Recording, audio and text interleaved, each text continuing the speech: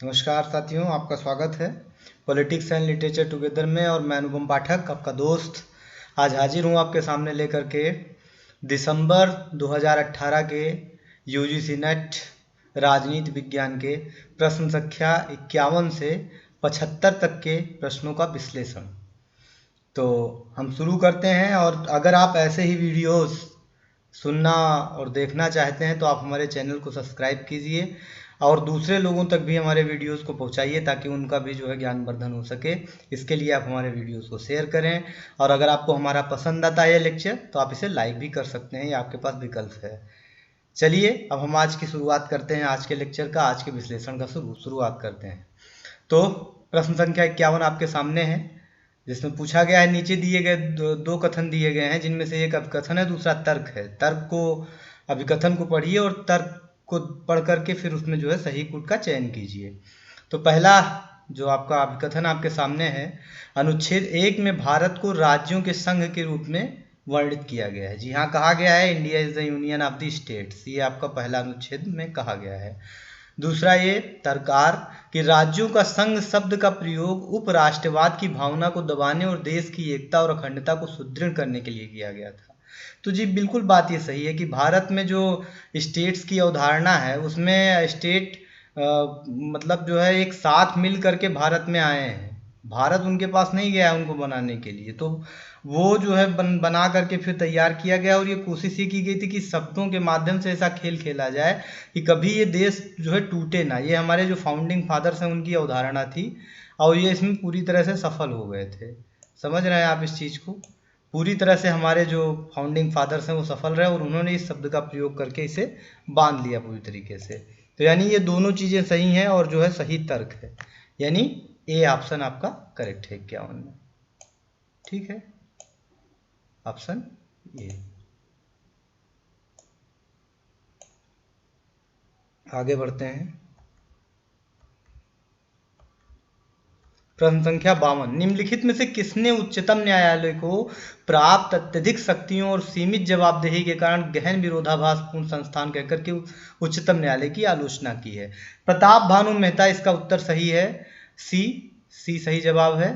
साथियों, कभी जो है ज़्यादातर जो न्यायालय या उच्चतम न्यायालय या उच्च न्यायालय पर टिप्पणियों के बारे में राजनीति विज्ञान में प्रश्न पूछे जाते हैं तो उनमें ज़्यादातर उत्तर प्रताप भानु मेहता जी से जो है रिलेटेड होते हैं। इन्होंने अच्छी खासी टिप्पणियां की क्योंकि इनका सीधा संबंध जो है न्यायपालिका से है। तो ये प्रताप भानु मेहता, प्रताप भी मेहता, सी ऑप्शन सही है 52, प्रश्न संख्या 52 का। प्रश्न संख्या 53, संविधान का कौन सा अनुच्छेद ये कहता है कि सभी प्राधिकरण भारत के उच्चतम न्यायालय की सहायता करेंगे? अनुच्छेद 144। जी हाँ साथियों, अनुच्छेद 144 इसका सही है, सी आंसर। और इसमें ये कहा गया है कि जितने भी भारत के सिविक और न्यायिक प्राधिकरण हैं या प्राधिकारी हैं वो उच्चतम न्यायालय की सहायता करेंगे। असल में ये बहुत ज़रूरी था रखा जाना वहाँ पर। हमारे जो संविधान निर्माता थे, हमारे जो फाउंडिंग फादर्स थे, उन्होंने इसे बहुत जानबूझ करके रखा क्योंकि जो पूरा का पूरा आपका उच्चतम न्यायालय, उसके पास कोई ऐसी प्रणाली नहीं है, कोई ऐसा संगठन नहीं है जिसके थ्रू वो अपने आदेश का पालन करा सके, आदेश का प्रवर्तन करा सके।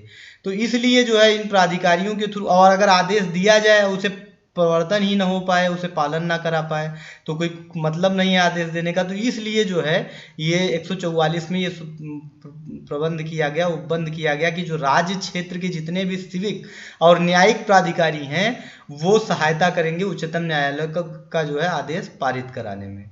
ठीक है, इसके आगे हम बढ़ते हैं। 54वां जो प्रश्न आपके सामने है, इसमें कुछ अखबार दिए गए हैं और फिर उनके संपादकों के नाम दिए गए, तो आपको मिलाना है ये। तो सबसे पहले दी हिंदू, जान रहे हो दी हिंदू के जो है एन रवि, दी हिंदू को हम सीधे मिला देंगे एन रवि से। ठीक है, इसके बाद आपका आ गया the Times of India, Times of India ये रिलेटेड है जयदीप बोस से। The Hindustan Times Sukumar Ranganathan. अब आपका दी इंडियन एक्सप्रेस बचा, तो ये जो है राजकमल झा, यानी इसका कौन सा, ए के नीचे आपका, ए के नीचे थर्ड, ए के नीचे थर्ड, ये दो में जो है मिल रहा है आपको। तो अब दूसरा देख लेते हैं, the Times of India, B के नीचे फर्स्ट, बी के नीचे फर्स्ट, यानी इसका सी ऑप्शन करेक्ट है। ठीक है, हम आगे बढ़ते हैं। 55वां प्रश्न, राज्य के निम्नलिखित समूहों में से कौन सा समूह ऐसा है जिसमें 16वें लोकसभा चुनाव में भाजपा ने सभी सीटें जीती थी? कौन सा समूह ऐसा है जिसमें 16वें लोकसभा चुनाव में यानी 2014 के लोकसभा चुनाव में सभी सीटें जीती थी? तो राजस्थान, दिल्ली, हिमाचल प्रदेश और हरियाणा में नहीं जीती थी सबकी सब सीटें, तो इसलिए ऑप्शन गलत हो गया बी। ए जो है बी में गुजरात, दिल्ली, मध्य प्रदेश और उत्तराखंड, तो मध्य प्रदेश में भी इन्होंने सबकी सब नहीं जीती थी। ये अब ज्योतिरादित्य सिंधिया 2014 का इलेक्शन जीत गए थे कांग्रेस से, तो और भी मतलब 2 सीटें जो है हार गई थी मध्य प्रदेश में। सी ऑप्शन, राजस्थान, गुजरात, उत्तराखंड और हिमाचल, ये ऑप्शन आपका सही है, सी इज करेक्ट ऑप्शन। हम आगे बढ़ते हैं। 56 नीचे 2 सूचियां दी गई हैं। सूची फर्स्ट में निर्वाचकीय समस्याएं जबकि सूची सेकंड में निर्वाचकीय सुधार हैं। इन दोनों सूचियों को सुमेलित कीजिए और नीचे दिए गए कूट का प्रयोग करते हुए सही उत्तर को चुनिए। तो मतदाताओं का जाली पंजीकरण, इससे बचने के लिए या निपटने के लिए क्या किया गया? फोटो पहचान पत्र जारी किया गया। मतगणना में देरी, इससे बचने के लिए जो है इलेक्ट्रॉनिक वोटिंग मशीनों का प्रयोग शुरू हुआ। निर्वाचन क्षेत्र के दौरान हिंसा, असल में इतने जवान हम जो है, जो सेना के जवान हैं या जो पुलिस है, वो इतना हम प्रोवाइड नहीं करा पाते थे कि हर जगह हो रही हिंसा को कंट्रोल कर ले। तो जो हमारे चुनाव अधिकारी थे, जो हमारे निर्वाचन आयुक्त थे, उन्होंने ये प्लान पारित किया निर्वाचन आयोग ने कि अब चरणबद्ध मतदान होगा जिसमें हम जगह जगह पुलिस लगा करके जो है हिंसा को रोक पाएंगे, तो ये इसका ऑप्शन है। और जो डी, अत्यधिक उम्मीदवार, ज्यादा लोग जो है चुनाव में खड़े हो जाते थे, तो इसलिए अभ्यर्थियों की जमानत राशि को बढ़ाया गया। तो यानी ए के नीचे आपका फोर्थ, ए के नीचे फोर्थ, ये 2 ऑप्शन में मिल रहा है बी और डी में। तो आपका बी के नीचे मतगणना में देरी जो है थर्ड, बी के नीचे थर्ड, बी के नीचे थर्ड, ये भी दोनों में मिल रहा है बी और डी में। सी के नीचे फर्स्ट, सी के नीचे फर्स्ट, यानी कि आपका जो है ये डी ऑप्शन करेक्ट है। ठीक, डी ऑप्शन करेक्ट है। आगे बढ़ते हैं। 57वां प्रश्न है, नीचे 2 कथन दिए गए जिनमें से एक अभिकथन ए है और दूसरा तर्ककार है। कथनों को पढ़िए और नीचे दिए गए कूट का प्रयोग कर सही उत्तर को चुनिए। ठीक है, तो अब देखिए क्या पढ़ते हैं। भारत में अभिजात्य वर्ग द्वारा लोकतंत्र पहले ही प्रदान किया जा चुका था, परंतु अभिजात्य प्राप्त किया जा चुका था, यहाँ पर प्रदान नहीं होना चाहिए, परंतु अभिजात्य वर्ग ने दशकों तक शक्ति पर एकाधिकार बनाए रखा है। एकदम बात सही है। अब क्रांति के माध्यम से, अब क्रांति मतदान केंद्र के माध्यम से होती है, ये भी बात सही है, लेकिन ये सही जो है उसकी व्याख्या नहीं है, ये जो है इसके साथ, यानी कि जो बी ऑप्शन है सही है। दोनों सही हैं, लेकिन जो आर है वो एक ही सही व्याख्या नहीं है। It's not a correct reasoning. अभी चलते हैं हम आगे। निम्नलिखित में से कौन सा युग्म सही सुमेलित है? मायरन वीनर, मायरन वीनर भारतीय विडंबना, रजनी कोठारी कांग्रेस व्यवस्था की बात करते हैं, सुहास पाल सीकर परा कांग्रेस व्यवस्था की बात करते हैं, योगेंद्र यादव तृतीय लोकतांत्रिक व्यवस्था की बात करते हैं। तो ए के नीचे आपका जो है सेकेंड, ए के नीचे सेकेंड, ये 2 में है, सी और डी में है, और बी के नीचे थर्ड, बी के नीचे थर्ड, एक ही में आपको मिल गया, यानी इसका जो है सी ऑप्शन करेक्ट है। ठीक है, आगे बढ़ते हैं। 59वां प्रश्न आपके सामने है। नीचे 2 सूचियां दी गई हैं। सूची फर्स्ट में दृष्टिकोण जबकि सूची सेकंड में भारतीय लोकतंत्र की आलोचना। इन दोनों सूचियों को सुमेलित कीजिए और नीचे दिए गए कूट का प्रयोग करते हुए सही उत्तर चुनिए। हिंदू राष्ट्रवादी, असल में हिंदू राष्ट्रवादी जो भारत में लोकतांत्रिक परंपरा के हिंदू राष्ट्रवादी हैं, उनका विचार ये है कि भारत में स्वदेशीय परंपराओं को ज़्यादा अपनाया जाए। तो इसकी आलोचना क्या हो सकती है कि वो जो है पश्चिमी लोकतंत्र को अपनाएं। तो ये आलोचना है जो है इसकी, उन्होंने पश्चिमी लोकतंत्र को ज़्यादा बढ़ावा दे दिया जो हिंदू राष्ट्रवादी थे, तो ये जो है इनकी आलोचना है। गांधीवादी, गांधीवाद बेसिकली जो है वो गांवों को बढ़ावा देने की ओर जो है, गांवों के जो स्वराज को बढ़ावा देने की ओर अग्रसर है। हमेशा इस बात की जो है गांधीवादी वकालत करते हैं, लेकिन जो गांधीवादी विचारधारा है वो इसे लाने में सफल नहीं रही, इसकी जो है सीमित स्थान उसको मिला। मार्क्सवादी हमेशा एक जो है वो प्रभुत्व को खत्म करने की बात करते हैं और वो यहाँ ये कर नहीं पाए, तो ये छलावा है क्योंकि ये प्रभावशाली हितों की शक्तियों को विशेषाधिकार को बनाए रखता है। उदारवादी लोकतंत्र की जो खासियत है वो व्यक्तिगत स्वतंत्रता को सुनिश्चित करना है, तो ये करने में ये स्वतंत्र नहीं रहा है। तो अब आपको देखना है कि कौन सा ऑप्शन सही है, ये हमने मिला लिया है यहाँ पर। तो ये देखिए ए के नीचे थर्ड, ए के नीचे थर्ड आपको दो ऑप्शन में मिल रहे हैं, तो हम बी पे जाते हैं। बी के नीचे फर्स्ट, बी के नीचे फर्स्ट, ए के नीचे थर्ड और बी के नीचे फर्स्ट, ये जो है ये आपको मिल गया है, डी ऑप्शन करेक्ट है। ठीक है, डी ऑप्शन करेक्ट है। आगे बढ़ते हैं।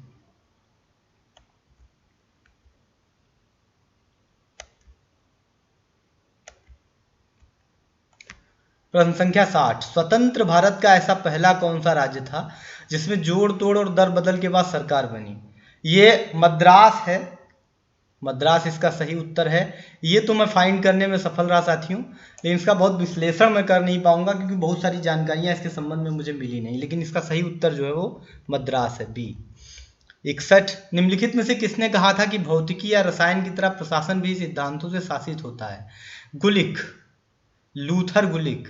मेरा एक प्रश्न भी है यहाँ पर, अब लूथर गुलिक का नाम आया है तो हम आपसे पूछ लेते हैं कि लूथर गुलिक ने कौन सा सिद्धांत जो है लोक प्रशासन में, बहुत ही प्रभावशाली सिद्धांत एक उन्होंने दिया है, तो उनका सिद्धांत कौन सा था और उसकी पूरी व्याख्या कितनी क्या थी जो है वो आप हमें कमेंट करके कमेंट सेक्शन में बताएंगे। ये हमारा प्रश्न। 62, हेनरी फ्योल ने प्रशासन के निम्नलिखित प्रकारों का उल्लेख किया है, उन्हें सही क्रम में रखिए। तो आप देखिए उन्होंने जो उनका सही क्रम है वो अभी जब उनको पढ़ेंगे आप तो आपको मिलेगा। वो आधुनिक प्रबंध विचारधारा जो है उसका हेनरी फ्योल एक प्रकार से मान के चलिए जो है उसका जन्मदाता है। प्रबंध के क्षेत्र में उन्होंने बताया कि यहाँ भी जितने भी संगठन है उसमें प्रबंध की आवश्यकता हर जगह है ही है, इसलिए कई बार उन्हें सर्वयुक्तवादी प्रबंधक के रूप में भी जाना जाता है। बहुत बेहतरीन उन्होंने दिया था। और 5 मुख्य प्रकार जो बताए थे उन्होंने प्रबंधन के, उनमें योजना बनाना, संगठित करना, आदेश देना, समन्वय करना और नियंत्रण करना था। तो पहले योजना बनाना, फिर संगठित करना, तो पहले आपका जो है सेकेंड फिर फर्स्ट, सेकेंड फिर फर्स्ट, ये 2 में मिल रहा है आपका। ठीक है, तो इसके बाद में आदेश देना, तो जो है ये कहाँ पर आ गया, थर्ड। ठीक है, तो इसका जो है बी ऑप्शन करेक्ट है, बी ऑप्शन करेक्ट है। फिर समन्वय और फिर नियंत्रण, आदेश के बाद में समन्वय फिर नियंत्रण। ठीक है, ये इनका है। 63, निम्नलिखित में से विकास प्रशासन के संबंध में कौन से कथन सही हैं? विकास प्रशासन के संबंध में कौन से कथन सही हैं? तो यह परिवर्तन उन्मुखी है, एकदम करेक्ट। इसके सरल उद्देश्य है, एकदम गलत है, ये बिल्कुल सही नहीं है। तो ये गतिक तथा लचीला है, बिल्कुल सही है। ये नए कार्यों से संबंधित है, ये भी सही है। तो यानी फर्स्ट, थर्ड और फोर्थ, ये ऑप्शन जो है बी करेक्ट ऑप्शन है इसका। इसके जो आप जान लीजिए कि जो विकास प्रशासन है उसके जन्मदाता के रूप में या प्रवर्तक के रूप में माना जाता है यूएल गोस्वामी को। और एक जो विशेषताओं की चर्चा की है जॉर्ज ग्रांट, तो विकास प्रशासन के अपने प्रयोजन, अपनी आस्था और अपनी अभिवृत्ति का जो है उसे वो मानता है, नवीनता उसमें मानता है कि इसमें चारित्रिक परिवर्तन की बात की गई है। जो विशेषताएं जो है वो लिखित की गई हैं विकास प्रशासन की, उनमें परिवर्तनोन्मुख, कार्योन्मुख, प्रशासन का लक्ष्योन्मुख, समाज के मूल्यों की कटिबद्धता, सेवार्थी उन्मुख तथा भागीदारी उन्मुख प्रशासन, संवेदनशील एवं उत्तरदायी प्रशासन, प्रशासन एवं अभिनव परिवर्तन, प्रशासन में कालिक आयाम यानी एक उचित समय सीमा के भीतर योजनाओं और परियोजनाओं को पूरा करना, और कार्यरत कार्मिकों का उच्चतर अभिप्रेरण या मनोबल। ये 9 सिद्धांत जो है उसके हैं, ये 9 जो है उन पे कार्य करता है, उद्देश्यों पर कार्य करता है वो। तो इसका बी ऑप्शन करेक्ट है। प्रश्न संख्या 64, सूची फर्स्ट के साथ सेकंड सूची का मिलान कीजिए और नीचे दिए गए कूट से सही उत्तर का चयन कीजिए। एल्टन मेयो, इसमें कोई डाउट नहीं है, सीधे एल्टन मेयो के साथ हम मानव संबंध सिद्धांत को जोड़ेंगे। हेनरी फॉल, ये जो है संगठन का शास्त्रीय सिद्धांत इन्होंने दिया है। निकोलस हेनरी, लोक प्रबंधन। ठीक है, और फिर आप चले जाएंगे एफ.डब्ल्यू. टेलर जो है वो वैज्ञानिक प्रबंध सिद्धांत। तो पहले हम चलते हैं डी से, जो हमको सीधे सीधे पता है। तो डी के नीचे क्या होना चाहिए? डी के नीचे होना चाहिए सेकंड, डी के नीचे सेकंड होना चाहिए। तो यहाँ भी है, यहाँ भी है। फिर हम जो है इसको ले लेते हैं ए के नीचे, ए के नीचे एल्टन मेयो के नीचे मानव संबंध थर्ड, ए के नीचे थर्ड, ए के नीचे थर्ड, इसमें है, यानी ए ऑप्शन इसका करेक्ट है। एलिमिनेट करना भी दोस्तों आना चाहिए। सारे को अगर मिलाने में आप वहाँ बैठ जाएंगे तो कई बार वक्त बहुत ज़ाया हो जाता है। अभी जिस तरह से जो यूजीसी नेट है उसमें फर्स्ट पेपर और सेकंड पेपर को एक साथ जोड़ दिया गया है, तो आप अपने सेकंड पेपर में यदि कम समय में जो है काम कर लेते हैं तो जो फर्स्ट पेपर है उसे समय देंगे तो इससे आपका जो स्कोर होता है वो वृद्धि होता है उसमें। मैंने ये स्ट्रेटेजी अपनाई और मैं सफल भी रहा हूँ, तो ये मैं चाहता हूँ कि आप लोग भी ये स्ट्रेटेजी अपनाएं। जो फर्स्ट पेपर है उसमें मैथ्स, रीजनिंग ऐसी चीज़ें होती हैं, तो अगर आप उसे ज़्यादा समय देंगे और इसमें समय बचाने की कोशिश करेंगे सेकंड पेपर में तो आपके लिए बेहतर स्थिति होगी। चलिए हम प्रश्न संख्या 65 पर आते हैं। सूची फर्स्ट के साथ सेकंड का मिलान कीजिए और नीचे दिए गए कूट सही उत्तर का चयन कीजिए। देखिएगा क्या है आपका फ्योल, प्रबंधन के सिद्धांत, धड़ाक से सीधे पहले यही मिला दीजिए। फिर जो गुलुक गुलिक, लूथर गुलिक, अभी जो है जब आपने मिलाया बी के नीचे सेकंड, बी के नीचे सेकंड, कहीं ऑप्शन ही नहीं है, यानी ये करेक्ट है सीधे। ये एलिमिनेट कीजिए सीधे। और अगर आपको इसमें समझना है मैं इसका विश्लेषण कर देता हूँ। ए के नीचे आपका जो है आएगा कार्यकारी प्रकार के सिद्धांत, जो है बर्नार्ड ने कार्यकारी प्रकार का सिद्धांत दिया था, ठीक है। और जो आपका गुलिक था उसने दिया था संगठन के आधार, लूथर गुलिक, संगठन के आधार। क्या क्या आधार है संगठन के? पोस्टकार की थ्योरी। टैरी, अब टैरी ने जो है वो प्रत्यायोजन की थ्योरी दिया है। टैरी को हमेशा प्रत्यायोजन से जोड़ करके देखिएगा तो आपको मिलेगा चीजें। आगे बढ़ते हैं। 66 निम्नलिखित में से किसने प्रत्यायोजन की अवधारणा को संगठनात्मक सिद्धांत का मिथक मात्र माना है? फोलेट, मेरी पॉर्कर फॉलेट ने माना है ये। निम्नलिखित में से निर्णय करने का आबद्ध तार्किकता मॉडल किसने प्रतिपादित किया? हर्बर्ट साइमन ने। निर्णय करने का आबद्ध तार्किकता मॉडल जो है वो हर्बर्ट साइमन ने प्रतिपादित किया। 68, प्रश्न संख्या 68, निम्नलिखित में से कौन सा वैज्ञानिक प्रबंधन का लक्ष्य है? रोजगार का सृजन करना? जी नहीं, बिल्कुल नहीं है। सामाजिक कल्याण को अधिकतम करना? ये भी नहीं है। उच्चतर औद्योगिक दक्षता को बढ़ाना? जी हाँ, ये मानता है। जब कभी आप पढ़ेंगे जो है एफ.डब्ल्यू. टेलर ने जो वैज्ञानिक प्रबंधन का सिद्धांत दिया है तो उनका होल पर्पज ये था कि जो प्रबंधन है उसके थ्रू इस तरह का मैनेजमेंट किया जाए जो है प्रशासन के क्षेत्र में, कि प्रबंधन इस स्तर का हो, वैज्ञानिक प्रबंधन इस स्तर का हो कि उतने ही पैसे में, उतने ही समय में, उतने ही मजदूरों को लगा करके ज़्यादा जो है दक्षता को बढ़ाया जा सके, ज़्यादा उत्पादकता लाई जा सके। ये उनका मुख्य उद्देश्य था, ठीक है। तो इसका सी ऑप्शन करेक्ट है। 69वां ऑप्शन जो है, 69वां जो प्रश्न है आपके सामने, उपनिवेशी शासन में निम्नलिखित में से नौकरशाही का कौन सा प्रकार पाया जाता है? शासकीय नौकरशाही, इसमें कोई डाउट नहीं है। शासकीय नौकरशाही पाई जाती है जो है औपनिवेशी शासन में। शासकीय नौकरशाही नहीं होगी तो वो कैसे जो है परेशान करेंगे लोगों को। 70, निम्नलिखित में से किसने कहा है कि संसदीय लोकतंत्र की कीमत नौकरशाही? ये हर्बर्ट मॉरिसन का है, सी करेक्ट ऑप्शन है इसका। हर्बर्ट मॉरिसन ने ये कहा है।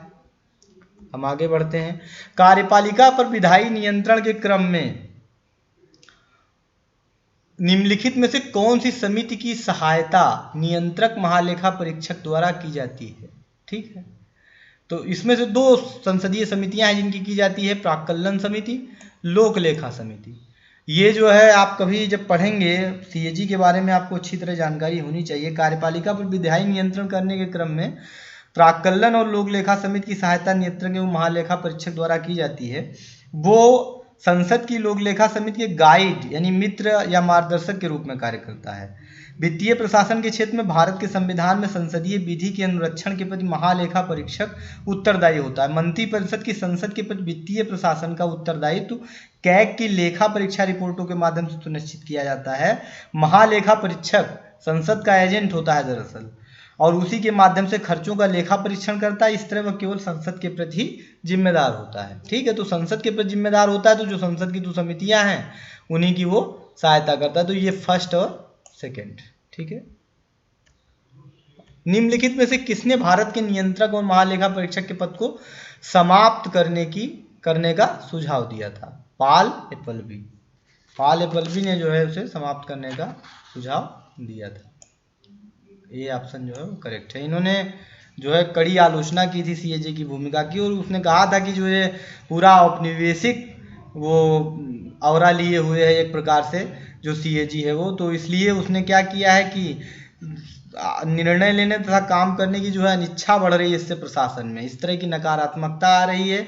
और जो हालात हैं उसमें करना क्या चाहिए कि जो विभाग में सचिव होते हैं उन्हें उसके बारे में, उनकी जो वित्तीय स्थितियां होती हैं उन्हें उनके बारे में ज़्यादा जानकारी होता है, इसलिए उनको जो है लगाया जाना चाहिए कि वो अपना काम करें और वो ऑडिट करें। नियंत्रक एवं महालेखा परीक्षक को हटा देना चाहिए, ऐसा पाल एपल्बी का विचार था। उन्होंने 2 रिपोर्टें इस संबंध में दी थी अपनी।